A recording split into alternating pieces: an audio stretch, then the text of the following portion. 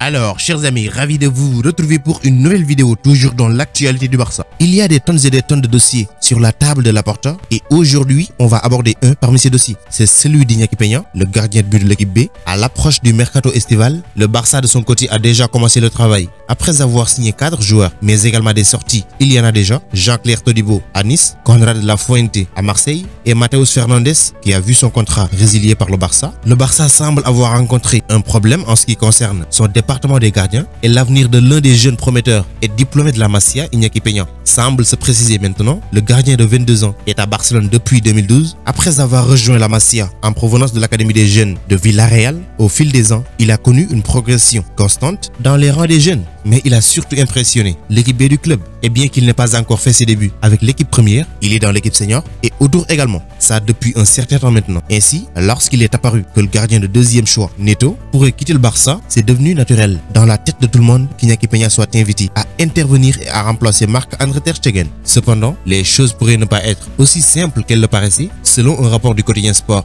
Au moment où les responsables du club évaluent leurs options, alors que l'avenir du gardien brésilien reste incertain, Barcelone n'a pas encore été en mesure de lui trouver un prétendant. Et au cas où les choses resteraient les mêmes, Neto pourrait tout simplement finir par rester au Camp Nou. D'autant plus que le manager Ronald Koeman veut une doublure à Ter Stegen expérimenté. Et contrairement à la première possibilité, si Neto part, il est possible que Ronald Koeman pousse Barcelone à faire appel à un militant plus expérimenté pour remplacer Ter Stegen, ce qui soulève sûrement des points d'interrogation sur le statut de Peña, même si plusieurs responsables du club estiment qu'il est prêt pour la prochaine étape. Maintenant, s'il n'est pas soutenu, il pourrait également envisager la possibilité de poursuivre ses ambitions en équipe première ailleurs, ce qui en fait une situation délicate pour le Barça. Bien qu'un prêt puisse être une possibilité, c'est une option dont les Catalans n'ont pas encore discuté. Dans l'état actuel des choses, le Barça est convaincu qu'Iñaki Peña est prêt pour un rôle plus important avec la première équipe, mais cette vision n'est pas partagée par Ronald Koeman, qui souhaite plus d'expérience dans les cages du Barça. Reste à voir comment ils vont se débrouiller pour gérer la situation. D'autant plus que le joueur lui-même faisait pression ces dernières semaines pour voir son avenir. Ensuite, quelques nouvelles sur la prolongation de contrat d'Ousmane Dembélé. Barcelone a déjà une offre en tête et s'apprête à la présenter à Ousmane Dembélé afin de faire avancer les négociations de renouvellement. Les pourparlers durent depuis un certain temps maintenant, mais n'ont fait aucun progrès significatif.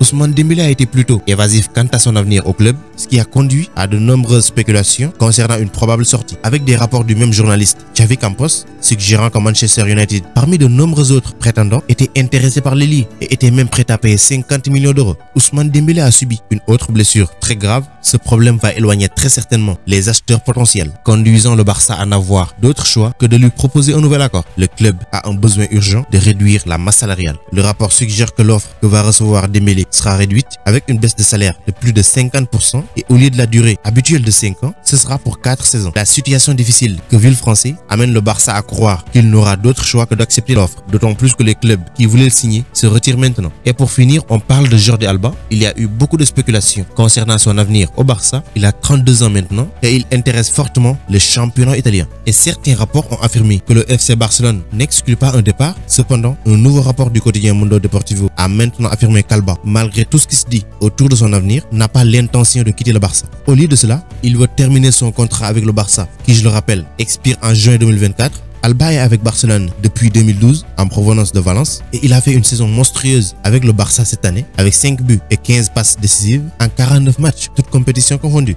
Donc l'Atlético de Madrid est intéressé, l'Inter de Milan aussi est intéressé, mais l'Espagnol veut rester au Barça et il se sent installé à Barcelone sous Ronald Koeman. Il a encore 3 ans de contrat avec le Barça et il veut terminer ces 3 années. Comme il l'a dit dans une récente interview accordée à TV3, il me reste 3 ans de contrat et je me sens capable de les remplir. La décision du club est là, mais mon intention est de rester à Barcelone et à vie, et cette position ne semble pas avoir changé malgré les offres de l'Inter de Milan. Donc c'était tout pour cette vidéo. Merci de l'avoir regardé jusqu'à sa fin. Continuez à vous abonner à la chaîne, mais n'oubliez pas d'activer la cloche de notification. Vous êtes les meilleurs. Ciao, à bientôt.